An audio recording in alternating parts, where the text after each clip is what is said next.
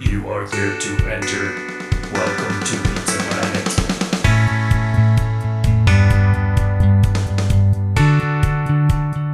Welcome to Pizza Planet, a Pixar podcast. I'm Ben. And I'm Gareth. And we're your delivery guys. Bringing you a square box of round, hot, cheesy Pixar goodness. We've got a bounty of slices in today's feast, so let's dig in. Welcome to Pizza Planet. Can I take your order? Oh, you want to know what's on the menu? Well, we are doing a bonus segment today. Oh, yeah. So, last month. Last light year. Last month we talked about Pixar-themed attractions in the North American Disney parks. And we did a segment while we were recording, like a Pix Pitch segment. And we got to share our ideas for what kind of Pixar attractions we would like to see developed in the parks. And that segment went so well, but we had to cut it for time. So we're just going to use that for this month's episode. And we have even more ideas now. So we're going to add to it. We're going to show you what we talked about last month, but then we're going to talk about even more ideas. So get ready to imagine a world where more Pixar rides exist. This is going to be awesome. We've got some pretty sweet pitches for you. Imagineers, you better be listening. Turn your what are they called? Hearing aids. Turn your hearing aids up. And Pete Docter and the CEO of Disney, whose name I don't know, please listen to this and consider these rides. Yes, so we're going to be talking about that. And also, this is going to be our season finale for season 1. Oh, yeah. So this will wrap things up. So don't expect another episode next month, but make sure you follow us on our Instagram, our Facebook. Make sure you follow this feed, the podcast feed, so that you can stay up to date on when more stuff is coming down the pipe. That's right. Can you believe it? We've done a whole season. That's insane. Like what? Good job, Ben. Good job to you, Gary. All right, so let's go ahead and listen to our conversation with Luke. If you recall, Luke Smith joined us last month, my cousin. And here's that conversation. Enjoy.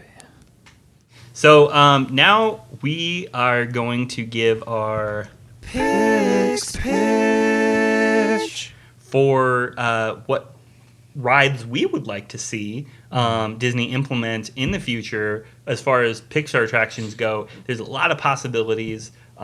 So who would like to lead it off? Luke? Sure. Cool. Let me start with I have about I have one solid one, and then the other three are more just little ideas. Okay. So do you know the Rock and Roller Coaster? Yes. By Aerosmith? Yes. Okay, so Aerosmith is kind of dated. I know people love it, but we could take that area and kind of do another Monsters, Inc. ride. Just have the area Mestropolis. Yeah. And then you go into the ride through the Monsters Inc. building, and then the ride is basically The Doors. The Doors. Yes. That was on my list too. Yes. Okay. That would be brilliant. Yeah. So, for the record, Mike and Sully to the Rescue does feature a scene with the Doors, but you don't actually ride the Doors. So, it's cool to see it, but you're right. It would be way more fun to actually ride that. Yeah. So the roller coaster would be, just the whole thing is doors. Nice. Yeah. Yeah, that'd be so cool. Maybe, like, you know how they go through a door, Mike and Sully go through a door, and they're in Paris. Yeah. Or they're in the Bahamas or Hawaii. Or Yeah. something. Yeah, they go to Hawaii. Okay. Yeah. So they could do something like that where your coaster just zooms through different locations. Yeah, that'd be super cool. Yeah. Yeah. And it's already on a track, like the Doors, so it's Right. already like perfect. Yeah. Yeah. It's great. Cross it off my list. Sorry. No, you're good. I'd also like to see Wall-E in the land pavilion. You know, that'd be cool. Because the whole message about Wall-E is go green, and save the planet. and that's what the land is about. The land pavilion in Epcot. There's a ride called Living with the Land, and so I think a meet and greet somewhere would be good. I know there's a Wall-E animatronic that's been seen somewhere. I can't recall. Somewhere in Disney World, I think. But I think that would be cool to have in there.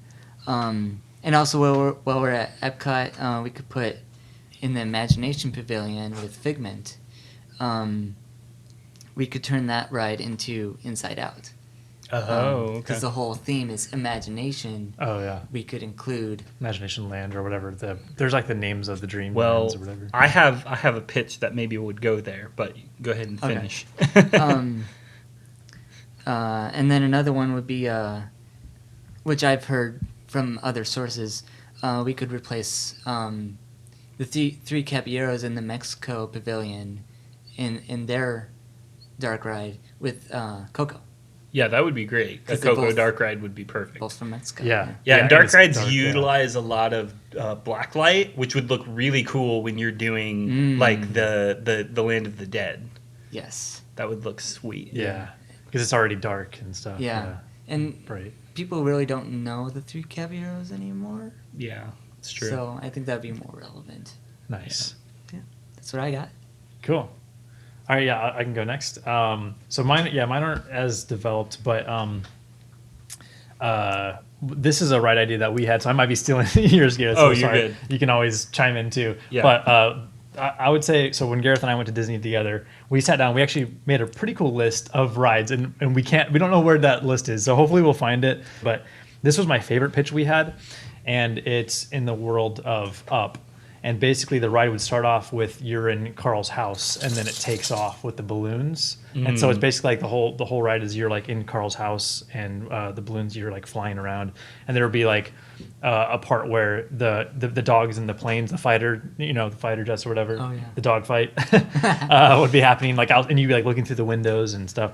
And maybe there's like a little something you could attack them or whatever. And then somehow it would end up with getting to what's the name of the springs? Or not? Oh gosh, something Falls, Paradise Falls. Paradise Falls. Yeah, it would end with you getting to Paradise Falls.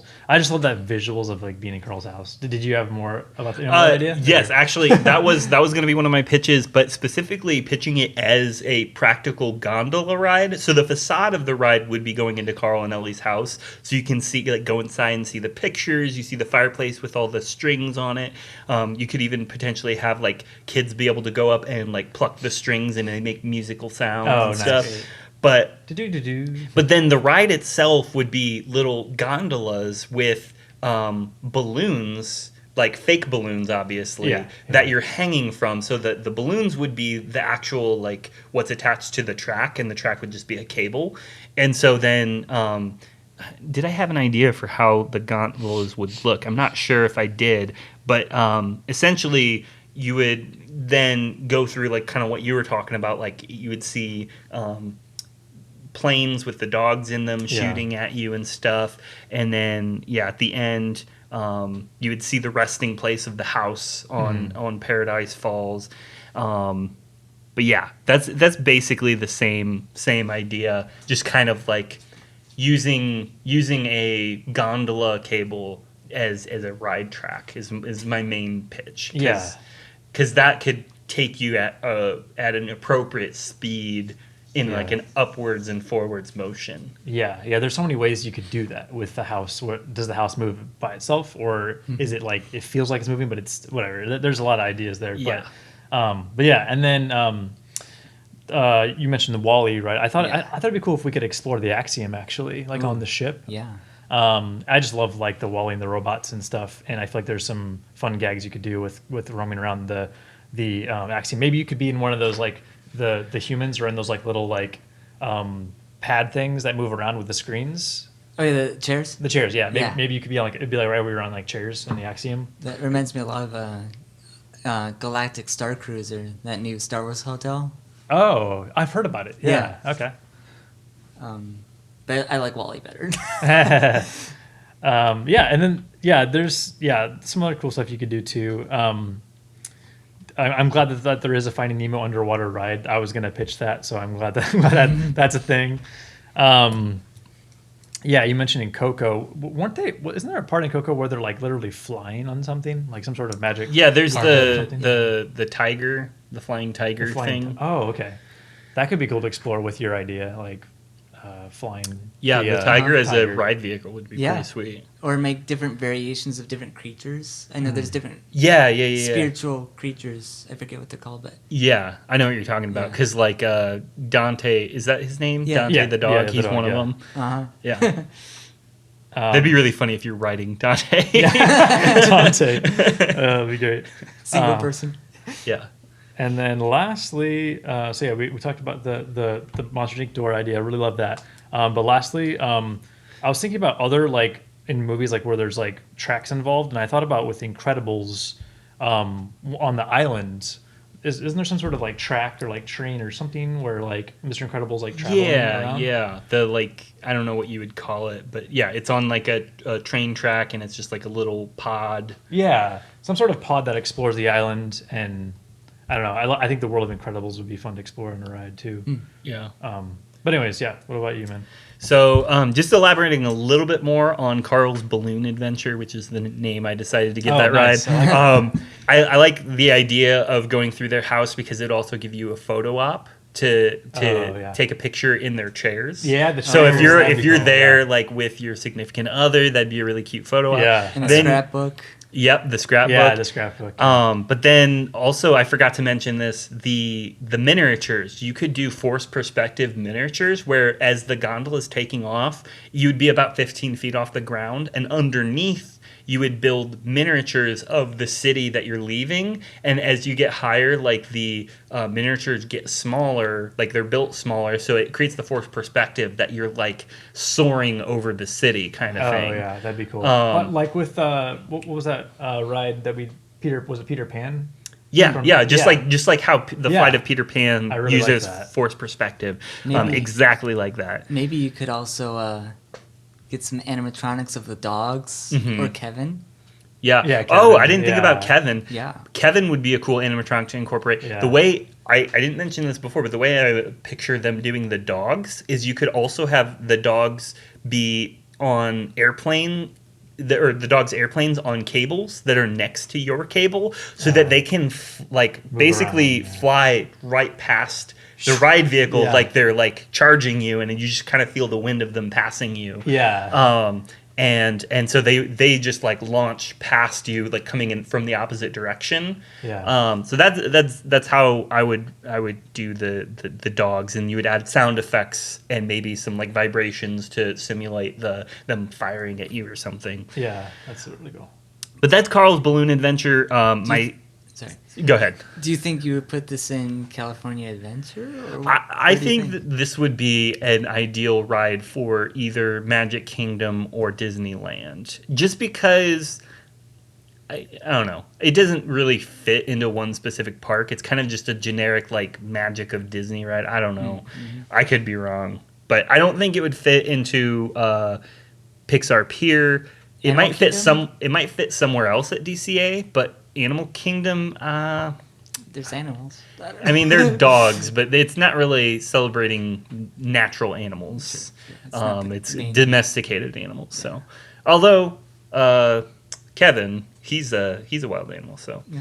anyways, I don't know where you would put it, but my next pitch is Barley's Dungeon Crawl. So, as you guys all know, Onward has a heavy Dungeons and Dragons theme, and Dungeons and Dragons has been getting huge in the last couple years. So Disney would be remiss not to like somehow embrace that subculture Yeah. in the parks in some way. And so my idea is a ride. Basically, the facade would look like the high school from the movie. So you'd see like the fountain, you'd see like the mascot, the dragon mascot. You might even have like a statue of the dragon monster they fight at the end or something. I don't know. But basically, you go into the high school, you see the lockers, and you're in the queue. But then you get in the ride vehicle, and the ride vehicle is obviously going to be Guinevere, the van from the movie. Nice. So you get in the van, 6 people to a van, and it'll be a very similar attraction to Smuggler's Run, where a lot of it is going to be using like screens, like kind of like 3D screens and stuff, to take you through this adventure. Also, if any listeners have been to Universal Studios, the King Kong ride also uses a very similar technology to what I'm kind of pitching this as. So kind of like imagine like the King Kong ride. Millennium Falcon kind of. Yeah, Millennium Falcon. But anyways, the whole idea is it's going to be narrated. It's going to have an original narration by Chris Pratt. Barley is your dungeon master, and he's taking you on a dungeon crawl. And so he'll, throughout the ride, ask you, like he'll say like, player in seat 1, like each seat will be numbered, roll for initiative or roll for action or whatever. Cool. And every seat in front of it will have like what looks like kind of like a mouse roller, like one of those upside down mouse rollers, but it's a D20. And so you can kind of like swipe it and it'll spin, and then whatever it lands on, that's your roll. And so but depending on whether you get a high roll or a low roll, it will affect the narrative of what's happening. Cool. So each time you go on the ride, it's different because he'll have each person roll at different points, and depending on what they roll, either something good will happen or something bad will happen. You'll fight, like maybe this time you'll fight like a minotaur, or this time you'll fight like a dark wizard, and like there's a different boss at the end of every ride depending on how you roll. Yeah. And so obviously at the end you still win, even if everyone rolls ones. But it would just be like a fun way to incorporate the Dungeons and Dragons theming of Onward, and then like the fun personality of like Chris Pratt being your dungeon master. Like who doesn't want to do like a dungeon crawl with Chris Pratt as your DM? Like that would be so lit. Yeah, that'd be awesome. And then finally, my last pitch, and like I said, this might go in the Imagination Pavilion, like Luke was saying. All aboard the Train of Thought. So this would be a dark ride. The queue would take you through the control center inside Riley's mind, where animatronics, joy, sadness, fear, disgust, and anger would greet the guests. Once on the train, so because you guys all know, like the Train of Thought is the train that we see featured in the movie. Oh yeah. Once on the train, the ride would take you through Riley's mind, like a tour, where the expansive visuals serve guests like a feast of scenery. Like you just go into this big open space. And I don't know how you do that practically, but maybe using screens or something. But this would be an original story as opposed to a retread of the movie, so it wouldn't be taking you through the story of the movie. In fact, we will see animatronic emotions in various scenes throughout Riley's mind, much like how you see like Briar Rabbit pop up in like all over Splash Mountain. So like you'll like pass by disgust and she's doing this, and you'll pass by fear and he's doing this, and it's just kind of like different scenes, vignettes. But as the story is unfolding, you are also seeing screens mounted around the landscape that are playing clips of what is going on in like with Riley in the real world. So there's also like a parallel story happening to Riley. I like it. And you find out that she is cleaning her room, which provides opportunities for her to experience like disgust at her smelly socks, or fear when she finds like a dead spider, or anger when her parents anger at her parents for making her clean, and sadness for when her parents tell her to throw away some of her old toys, you know. So she experiences all these emotions while she's cleaning her room. And then finally, Joy, who spent the entire ride in the literal and figurative back seat, perks up when Riley comes across some old drawings of Bing Bong. Suddenly, we witness a rush of memory coming back to Riley, and Bing Bong is resurrected before guests' very eyes. Yes. So this would be a literal sequel to the movie. Like this would be like a follow-up narrative, like a canon narrative that gives a in-story, like in-universe explanation of how Bing Bong was brought back. And it's all happening because she found these old drawings while cleaning her room. Yeah, that's awesome. I love it. Dude, that's going to be emotional for some kiddos. Oh, I know. Like adults, it would totally be designed in a way to make people cry. Like people are going to get off this ride and they will be bawling. Dude, maybe there could be Kleenexes involved in the ride for emotions, emotions to get high.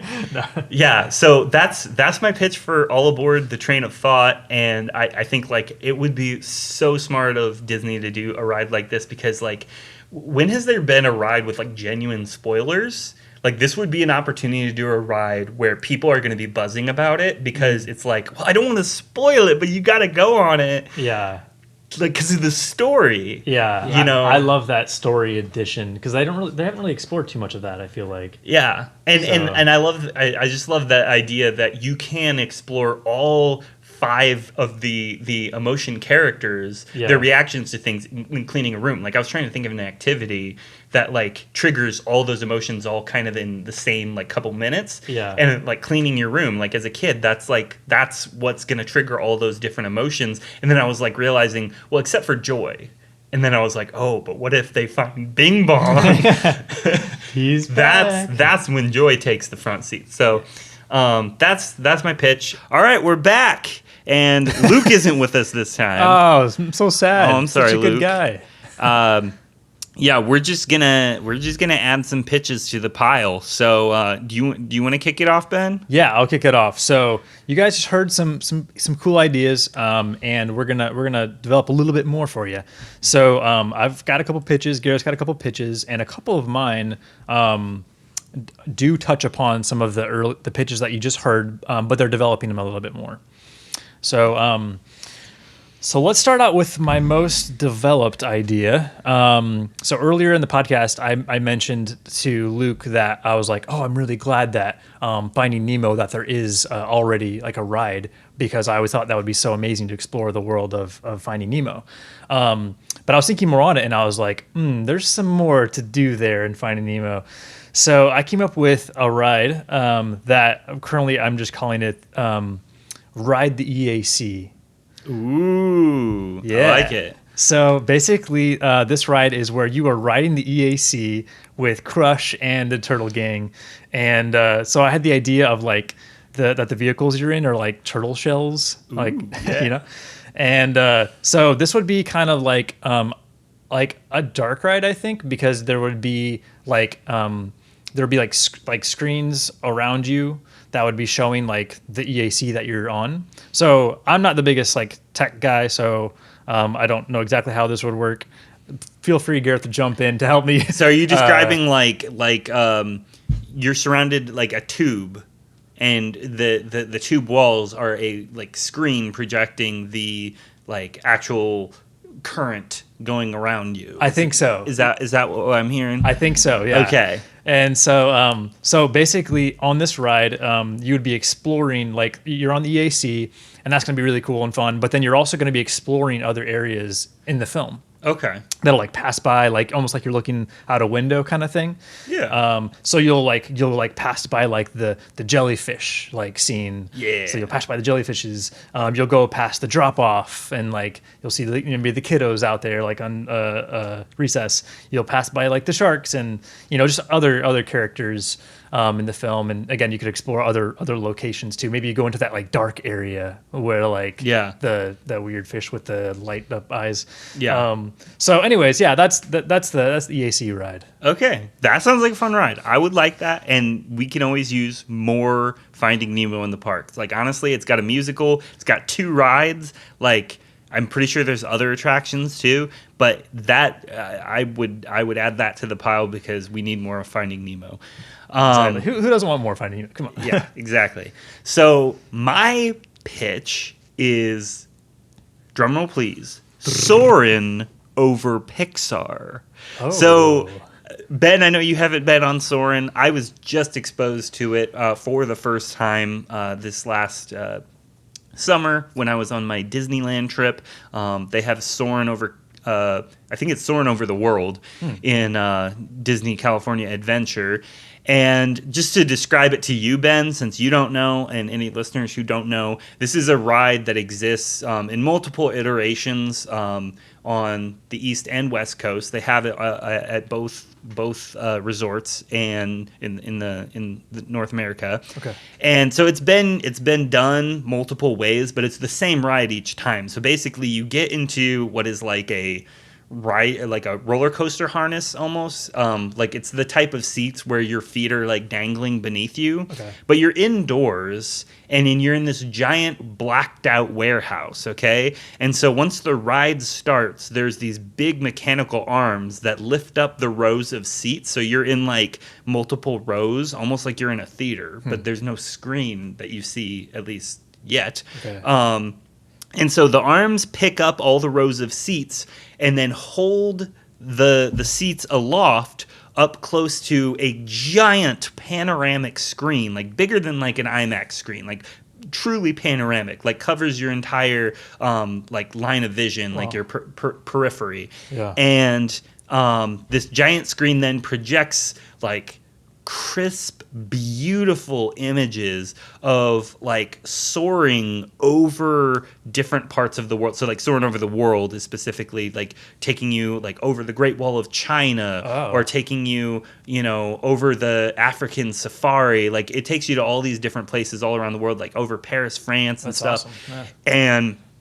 And there's like a added sensory aspect to it that a lot of people love, where there's wind blowing on you to make it feel like you're actually like soaring in the air. But it comes with scents, so that wind that's blowing on you smells different based on where you are. So like you fly over some elephants and you can actually kind of smell the elephants, or you like fly over like this I don't know what castle it is, but it's I believe it's somewhere in the Middle East, and you fly over this palace and you get like these wafts of perfume. And it's a very cool sensory experience. So my pitch is doing Soarin' over Pixar, so it'd be the same ride, just the images that you're seeing are of Ant Island, Paradise Falls, Paris, but specifically the part of it where Gusteau's is. And you can actually, again, talking about the sensory stuff, you'd be able to smell Remy cooking.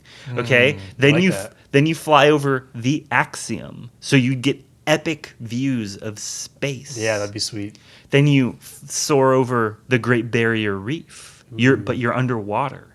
And then you would soar over Radiator Springs, and you would get to see those big, magnificent rock formations out in the desert. Smell the dust in the air. Yeah. Then you would soar over medieval Scotland, where you see Merida riding her horse up a hill. Yeah. Then you would fly over the land, the ambiguous land from The Good Dinosaur, where dinosaurs inhabit the land and they're farming. And I was thinking this snippet would be particularly cool because we didn't really get a chance to explore that world very extensively. So I feel like showing more species of dinosaurs, showing more of the culture of that world would be really, really cool opportunity to show in Soarin' over Pixar. And then you would go soaring over the seaside village from Luca. And finally, to cap it off, you'd go back into space and land on the planet from Lightyear. Oh, nice. I also was picturing this, now this is just my own biased opinion, but Thomas Newman's scores for WALL-E and Finding Nemo are the best scores in all of Pixar canon. And so I would say, like, let's bring Thomas Newman in and have him do an original score. It's kind of inspired by both of those movies, but also like takes in inspiration from all the different movies and then like does one grand score for the entire ride. That would be sick. And then also, Ben, not having been on this, you don't know, but Patrick Warburton is the quote unquote flight attendant for Soarin'. So like whenever they do the pre-ride show or whatever, you see him doing like a little orientation video, kind of like a flight attendant thing. Nice. So my pitch is that we do that same video, but with John Ratzenberger replacing Patrick Warburton. Okay, nice. So John Ratzenberger would be the flight attendant for Soarin' over Pixar. So that's my pitch for Soarin' over Pixar. Ooh, I like it. I like it a lot. You already have that tour guide vibe to it, which I love. Yeah. That's great. If you look out now, you'll see Radiator Springs down below. That's really cool. I definitely want to ride that ride, though. Yeah, oh no, it's fantastic. I think Stephanie and I rode it 3 times, I want to say. Ooh. So. And very much approve of Thomas Newman. Yes. As your composer for this ride. I love Michael Giacchino, but I feel like he's definitely come in a lot more in the later half of Pixar, and like I kind of miss that classic Pixar soundtrack vibe that like Thomas Newman can do. Like and he's Randy Newman's cousin. I didn't know could that. make the argument that it's the Newmans who really like created the sound of Pixar. Dude, oh my gosh, I can't believe they're cousins. Yeah, well, because the Newman family, I guess, is a whole dynasty in the world of like music. Like, I think they have multiple cousins that are all like film score composers. Dang. I want to say, but yeah, so yeah, Randy and Thomas are cousins. That's crazy. Okay, well, we'll have to put a pin in this for future ideas, but we should talk about like what is the best Pixar soundtrack / who's the true Pixar composer. Okay, so Randy is the true, Thomas is the best. Can I say that? Is that okay? Well, stay tuned for that idea. Okay, so next ride. This also touches upon a previous like a mini pitch that I did in the section with Luke. Yeah. So, this is in the land of Coco. This ride I'm calling Dante's Spirit Guide. Mm-hmm. So I remember I pitched about. Well, I was like, isn't there some sort of like flying stuff going on in Coco? And Luke talked about that it was Dante's Spirit Guide dragon thing. Oh yeah. And so basically, I didn't necessarily develop it a whole bunch more, but I think now that I am visualizing it.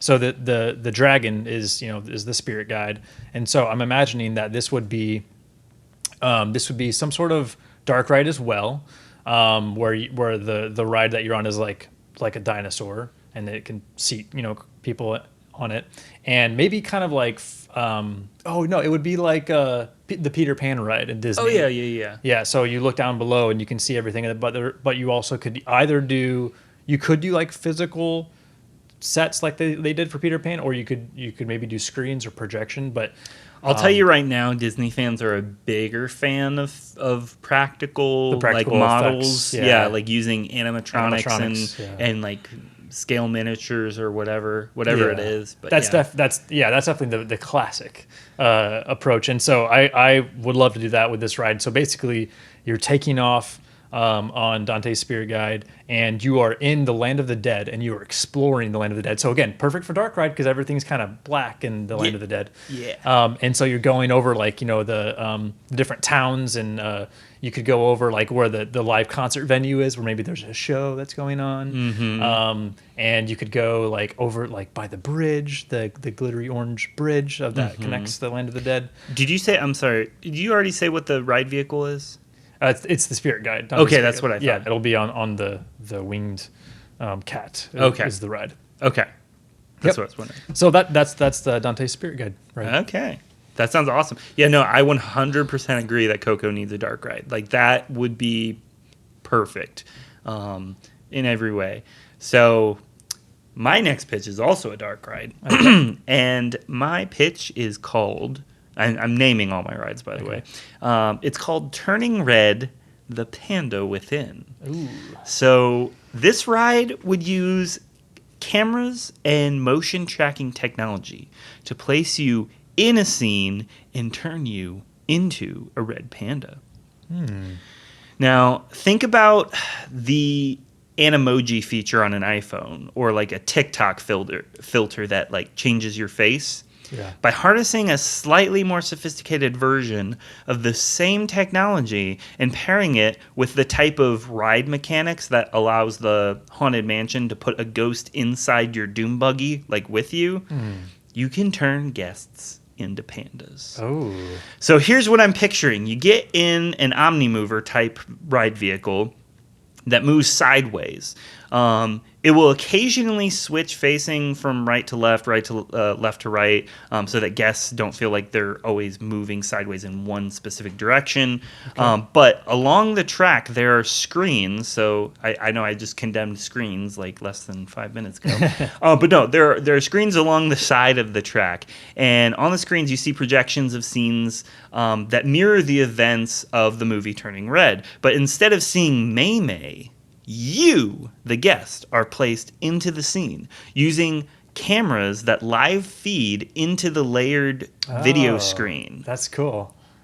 So after a certain point in the ride, though, you suddenly appear as a panda, and you see your parents like reacting to the change and stuff like that. I say your parents in quotation marks because you're basically you're role playing as May May. Yeah. And but it would be super cool because like you could like hold your hands up, you can like look around, and like the panda is going to mirror everything you do. That's super cool. Yeah.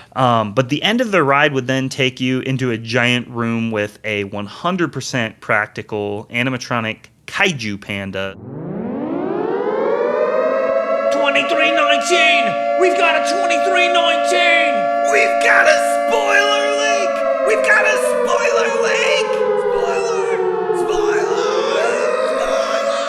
So basically, Mom just turned into the giant panda from the third act of the movie. Spoiler alert for those who haven't seen Turning Red. Spoiler. But the whole thing would feature four-town music, obviously. After you escape the kaiju panda, there would be one last video screen-based scene where you are placed into the panda world with your mom. So you would get to see kind of like a abbreviated pseudo form of the scene from the end of the movie.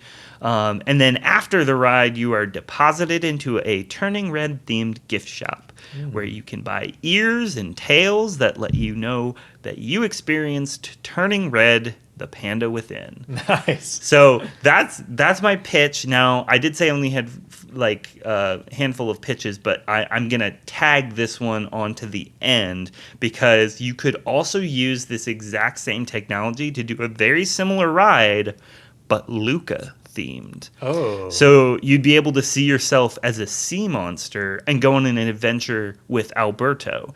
And I'm thinking it could be a West Coast, East Coast thing. So maybe Disney California Adventure will have the Turning Red ride, while Epcot will have the Luca ride in the Italy pavilion. Oh, dude, that's sweet.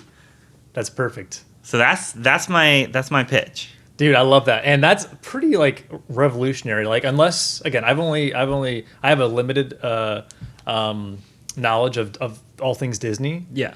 But like that technology sounds like super doable in 2022. Oh yeah. But like super creative. Yeah. Like I guarantee you, like this is why I'm excited to pitch this, is because I guarantee you this ride will exist in some form in the next 10 years. It may not be a Turning Red themed ride, but like that technology that I'm describing will be implemented into rides at some point. I'm sure. Oh yeah, I mean, because even like Snapchat can do like crazy tracking stuff. That's an app, so like it's got to be a thing. Yeah, exactly. Very nice. I like it. What was it called again? Turning Red, the Panda Within. The Panda Within. Very nice. All right, so my next one is In the World of Brave. Ooh. So this, I don't have a creative name for it yet, but basically it would be an arrow shooting game. Ooh. Yeah. So similar to Toy Story Mania or Buzz Lightyear Spin. Okay. It's basically where like you are in I don't know what kind of vehicles it would be, like horse and buggy or whatever, and you are, or maybe you're on horses, would probably make more sense. But well, you could be like in a cart being pulled by a horse. That might be easier. That's true. And so basically you're just passing by like all of these like targets and you're shooting. So I don't know how that would work, if it would be like maybe they'd have like attached to your vehicle a little bow and arrow that's like fixed, and then all you're doing is basically like pulling a string, but it's digital, so it recognizes your aim like based on how you tilt it or how much power is in it. I would think you could have it detached from the ride, or at least like maybe attached via cable, like a holster, and then you could pull it out and it's attached by cable. Yeah, because that's how how it is in Buzz Lightyear Astro Blasters. The guns that I was talking about, Yeah. they're attached via like a long cord, but it's so that you can aim like more versatilely than like the turret gun on Space Ranger Spin. That would be cool. And it'd just be cool to hold a bow. That'd be really sick. Yeah. So basically you're just shooting targets, and then your goal is obviously to see like what your score is. Try to get a high score of shooting targets. Right. I don't have much more than that. But also I think it'd be cool just visually, like you could explore Scotland too while shooting targets. Oh yeah, that would be sweet. Yeah, no, I'll say right now that technology is definitely doable. So I don't know if I told you about this yet, but when I was at Disney California Adventure visiting Avengers Campus, their newest ride is Web Slingers, the Spider-Man ride. Ooh. And I don't know if I told you about this, but the technology in it is completely new to me, at least. But it allows you to sit in a ride vehicle and it deposits you in these different scenes. Like the ride vehicle takes you through these different scenes around Avengers Campus. And what you're seeing is a screen, but it's like 3D. You're wearing 3D glasses. And you're able to reach out your physical hand and make the spider shooting motion, like our listeners, I'm sure, can picture what I'm doing with my wrist right now. The peace sign or the rock and roll sign with your thumb. Yeah. So you do the Spider-Man thing, and web actually comes out of your wrist. Cool. And you can actually aim and shoot. And I have no clue how it's so accurate because you're shooting at these spider bots, and they're like all over the place. And they're like right next to each other, and you could be looking at one specific one, aiming at it, and then you shoot at it and you hit that one, not the one next to it. Yeah. So I don't know how they do that, like that it's so accurate. Yeah. But I would think, if they can do a accurate shooting game just by aiming your wrist at stuff. Yeah, right. And you're not wearing anything either. Like there's nothing on your wrist. It's just your naked arm. Yeah, that's pretty amazing. Yeah. So if they can do that, they can definitely do a bow and arrow type game where you maybe you're just like pulling the string and letting it go, and you don't even need to like load an arrow in it or anything. It'll just like automatically shoot. Like you could be wearing 3D glasses and you could see the arrow shoot out. Yeah, that would be cool. Yeah. That'd be super cool. That'd be lit. Sorry to add to your pitch. No, I like it. No, this is good. All right. So my next pitch is called The Incredible City Chase. Ooh. So I want to see The Incredibles redeemed from the Incredicoaster. I'm sure that ride has its fans, and I don't want to take that away from anyone. But I just think it's a ride you can't bring small kids on, and the theming isn't as strong as some other Pixar rides. It's to me, it's just a roller coaster, and I don't particularly enjoy the coaster part of it. I just really enjoyed the few glimpses of the Incredibles you get on the ride. Right. And so I want to create a ride that's more Incredibles centric and more about the experience of saving the day with the Incredibles. Oh, cool. So this is the Incredible City Chase. I'm thinking of a 3D show / ride, kind of akin to Jimmy Fallon's Race Through New York, but less jerky. So again, Ben, you've not been on this, but at Universal Studios, there's a ride where it's basically like you're in a theater that moves. Like you're all sitting in like these theater seats, but the entire room kind of shakes and moves and turns and drops and does all these different motions that parallel with what's happening on screen. So you're wearing 3D glasses. And I'm not going to lie, I got motion sickness on that ride, but I think the technology is there to do something really cool and less, like I said, less jerky, trying to alleviate some of that motion sickness, try to make it a little bit more of a smooth ride. Yeah. And so what I'm pitching is the story would follow the Incredibles and Frozone as they chase a villain through the city. I think it would be cool to introduce a new villain to emphasize that this is a new story. Oh, yeah. Or like a new adventure for the Incredibles to go on. So, Nice. so not reusing any pre-existing villain. I think it'd be fun for I don't have a pitch, but if the Imagineers wanted to go crazy, coming up with like a new iconic villain, Yeah. where you could create merch that's like exclusive in the parks, because like that villain doesn't exist in the movies. You're not going to find merch for that villain like outside the parks. Nice. But the chase would be the main part of the ride. So you could start by following Mr. Incredible in the Incredicar. But when he starts to lose the trail, he calls Elastigirl, who comes in on her bike. And we follow her continuation of the pursuit. Then the villain would drop some kind of tire popping device, and Elastigirl would have to call Dash and Violet, who use their hamster ball method to bypass the roadblock. Okay. Then Violet will let Dash go full speed, so she turns off the force field so that Dash can go full speed, but the villain blows up a bridge. Which causes Dash to have to call Frozone, who flies over the ravine, and we follow him the next bit. Finally, the villain rounds a corner and finds Mr. Incredible has cut him off. Then he turns to see Elastigirl, Violet, and Dash have all cut off all the other potential places to go to.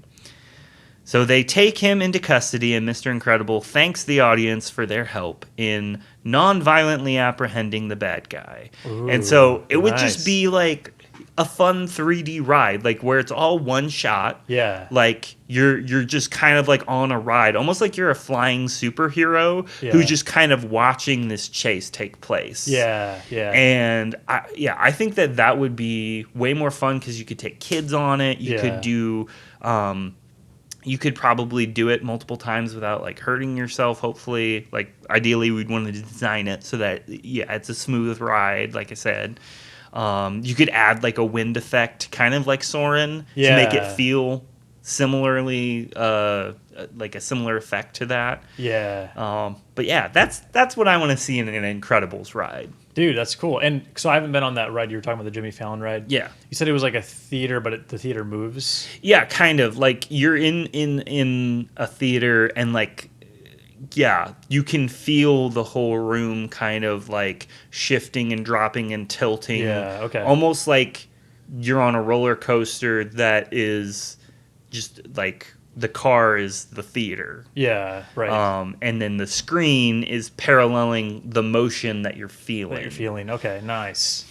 That's cool. Yeah, that kind of like in a way redeems the world. And because like, yeah, like The Incredibles, it's such a cool film and a cool world, and like just their action-packed sequences of them fighting together, and like making that a ride is like really cool. I just feel like the Incredibles need more than the Incredicoaster to represent them in the Disney parks. Because like again, I don't want to throw shade at the Incredicoaster, even though I already have. I just think that I think that they deserve more than just one ride that barely touches the surface of like the possibilities of theming. Yeah, totally. And I think also like you're also getting a chance to like explore the superpowers of them, you know? Right. And like, yeah, you don't really see much I wasn't on the coaster, but from what you said, like you're being able to actually feel what it would be like to be in the action of these super, you know, hero family, like doing their thing. And that would be really cool. Nice. Awesome. Well, was that your last pitch, or you have one more? I have one more. Okay, you've got one more. Okay. So my last pitch is the Wall-E ride that I had hinted at in the last bit with Luke. Mm-hmm. I kind of developed it a little bit more. So I mentioned that for this Wall-E ride, that I also don't have a name yet, but basically you'd be exploring the Axiom, and the ride you'd all of the vehicles would be the hovering pods that the humans, you know, are sitting on. Yeah. And so each person gets a chance to sit on that pod, and you'd have like you'd be able to, I don't know if like each pod would actually have a screen the way that it is in the movies, or if it's just the pods and then like you are like kind of dark ride theme where it's like maybe you're seeing like screens like around you or something like that. But the point is everyone's in the pods and you're able to see like this world of Wally. And the goal of the ride is that you're trying to help Wally escape from the AI. Oh. And so basically, you're like, if you're really thinking about the story, it's like you're a human who's like turned to help Wally, basically. So you like come, it's like you're the human, like you come off the path from all the other humans, and you're helping all the other robots help Wally escape and protect the plant, basically. Yeah. So you could explore all different like levels of the ship. You could see areas that you didn't maybe could see as much in the film. I even thought of like if you want to get really creative and like somehow like, because there's that, isn't like Bernie or whatever who's like on the outside of the ship. Yeah. Like if there was a way that like your pod, like maybe it had this technology that we didn't previously see, where it's like it can attach like a helmet to make you like space proof.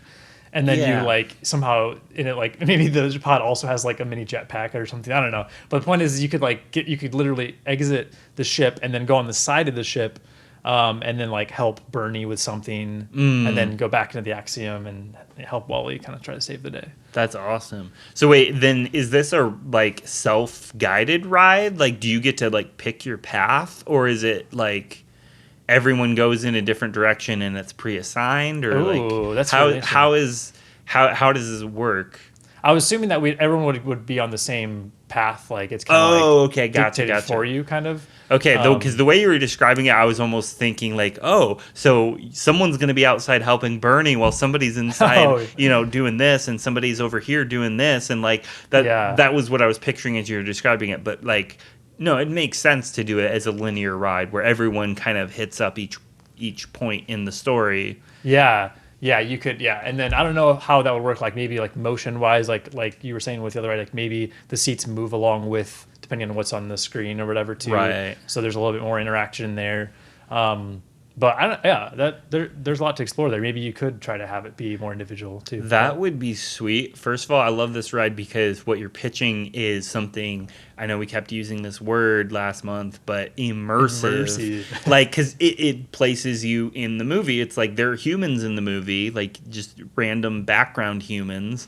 And there was a point in the movie where I guess they had a choice to notice what's going on. So, like, if some of them did decide to, like, help Wally, then there could be any number of, like, humans that are part of the story that you embody, Right, exactly. Yeah, you're like taking one of those humans and I love that idea. Yeah. And so I think you're right. Like, the ride vehicle lends itself to being a ride, and I would just love to see a ride that uses like a practical Wally. Like, I want to see an animatronic Wally. Yeah, dude, come on. It's a robot. Like, make that happen. Because most of the robots in that I would think are buildable for Imagineers. Oh yeah, like Eve might be the most hard one because she flies, but I feel like there are non-practical effects you could use, like projection mapping and stuff like that, to get her kind of in the mix. But yeah, that's really cool. And one thing we haven't even talked about is like we haven't even talked about the entrances to rides. Oh yeah, the queue. So I mean, we haven't even explored that, but just imagine all the things you could do in queues too. So that's true. True. All aboard the Axiom. Ooh, oh yeah. Remember the Millennium Falcon, like the whole like waiting period to that? Oh yeah. And the ship sounds and like you could hear like people working on the ship. Like you could do that with the Axiom and yeah.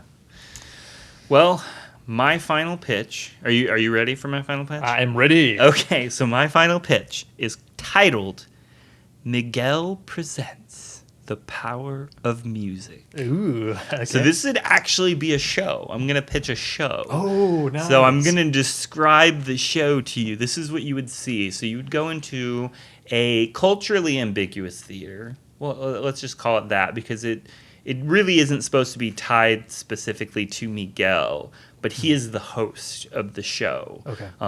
Maybe the theater's more just decorated Pixar themed in general. So you get to see lots of little Easter eggs, maybe embroidered into the stage curtains and stuff like that. So, but there would be an actor playing Miguel. And if for those who don't know what I'm talking about, Miguel is the protagonist of the movie Coco. But yeah, an actor plays Miguel, and he hosts this show that's all about music. And so in the beginning, he performs Un Poco Loco, then tells the audience that music is one of the most powerful things in the world. Then he offers to take the audience on a musical journey where he can show us the wide range of instruments and styles that can be used and the wide range of emotions that can be evoked. And so this is going to be a very meta show because, like I just addressed, Miguel is talking directly to the audience. So this is almost like an audience participative story. Okay. So he starts with music that makes you want to dance. So he invites Four Town out to perform with him. Yeah, no, so this is going to get real meta because you've got actors playing Four Town, and they come out and they teach everyone how to dance to their song, Nobody Like You. And so they'll perform that, and Miguel is kind of like, for this performance, he's just kind of like on the side of the stage, not really part of the performance, I mean, aside from a little dancing. Yeah. Then Miguel and Four Town will recount the story of a famous racer. So Miguel joins Four Town in singing all together, Life is a Highway. Nice. Like a newly popified Life is a Highway. Yeah. While scenes from the movie Cars play on a screen in the background. Okay? Nice. So then this is going to be the formula from here on out. Guest comes out, performs their song, does a duet with Miguel. Oh, so cool. Next, Miguel talks about how some music is written to inspire.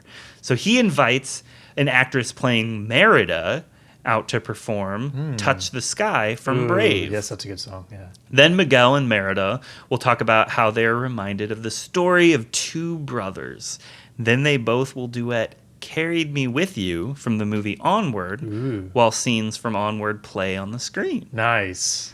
So then, after Merida leaves, Miguel talks about needing some help to illustrate Soul. Then an actor playing Joe Gardner comes out and performs It's All Right from Soul. Nice. After that, Miguel and Joe will duet a jazzy version of Down to Earth, while scenes from WALL-E play on the screen. That's a classic Pixar song right there. Oh, yeah. Yeah, and they'll jazzify it. So nice. Then Miguel tells the audience he needs to find someone to help him explain love songs.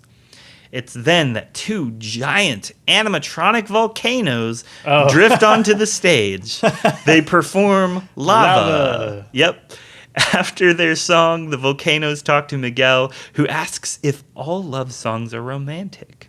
Then the volcanoes will tell him that any song that's meant to express your care for another person is a love song.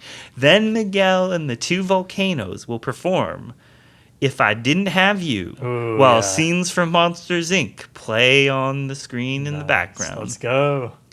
Then Miguel would tell the audience that he knows some things about sad songs. He shares about how he lost his mama Coco, and then he plays Remember Me. Miguel starts crying, and one by one, the rest of the cast returns to the stage, all singing a somber rendition of You've Got a Friend in Me. Oh, wow. Somber. And then, twist. Yeah, and then finally, the entire cast would be out on the stage all at once. So you got Miguel, you got Four Town, you got Merida, you got Joe Gardner, you've got the Volcanoes. And so Miguel will be comforted, and he offers to let them all close the show out together. And together they would perform The Time of Your Life from A Bug's Life. Oh, nice. Let's go.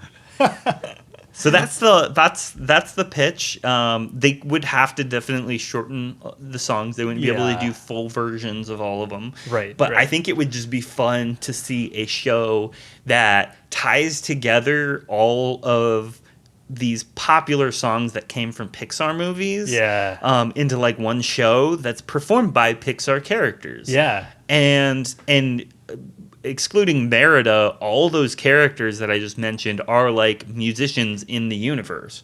Right. So, yeah, I really just brought Merida in to kind of balance out, because there's so many guy musicians, and Yeah. I needed like a female protagonist to kind of do something. Plus, Touch the Sky is a banger, so you gotta have Merida perform that one. Oh yeah, yeah. So And if you want even more female characters, I instantly thought that when Miguel starts crying, that you were going to say to bring sadness out. oh, To like comfort him, and then like to help like with the next I song. mean, maybe that is what should happen. I didn't think about that, but yeah, you could potentially incorporate sadness as a character in that scene. I don't know. Yeah, dude, that's awesome. And this is like, you're pitching a legit Pixar musical here, like, which I love. And you know this, but I one of my projects that I do for work is I film children's musicals. Yeah. One of the ones that they just performed was Seussical, the musical. Oh yeah. And that is a musical where it touches upon a whole bunch of different Dr. Seuss stories all within one musical.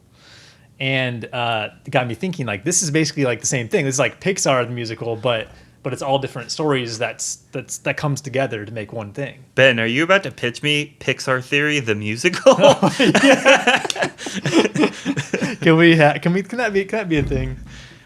We might have to come back to that. Have the Super Carlin Bros come out and be like, "Hey, brother." Oh yeah, because they have a Pixar Theory song. The Pixar theory, the Pixar theory. We're finally gonna see it clearly. Yeah. That's great. Yeah, I mean, we wouldn't be able to get licenses for all those songs. That would be insane. But, like, if we could, that would be such a fun show to, like, perform locally. Because you could easily cast those characters. Like, minus the volcanoes, they would have a bit of production value behind them. But, like, Yeah.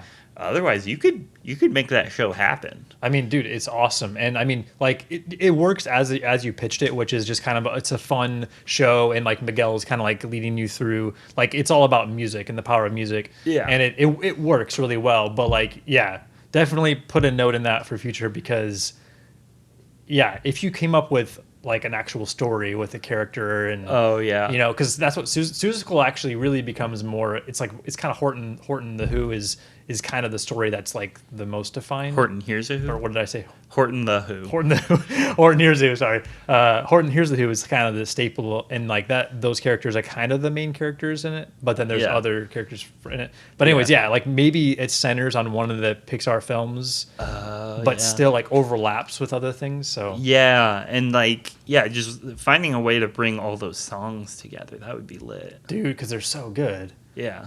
So, anyways, dude, nice pitch, man. Well, thank you. Well, that is it for our season finale. Woo! Season 1 is a wrap.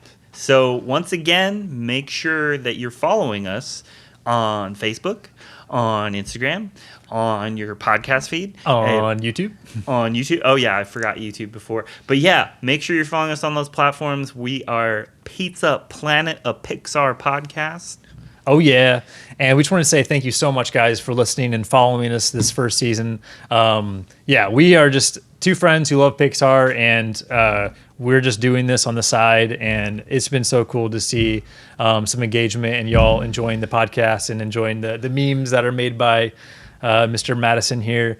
And yeah, it's been a fun ride, and I hope we can do more. So love y'all.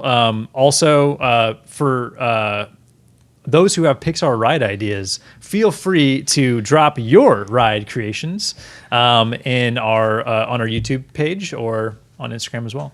Yeah. Just engage with us. Like anything that you want to talk about Pixar, we want to talk with you. So yeah, give us your pitches. Let them come, baby. But yeah, I echo everything Ben said. Thank you for listening. We appreciate all those who have endured our hours of ranting about Pixar movies. Thank you. If you made it this far, wow, that's amazing. Yeah. So, well, thank you guys, and oh man, we gotta end this. We got to end this. Well, for onward adventure is out there to infinity and beyond. Pizza points it out.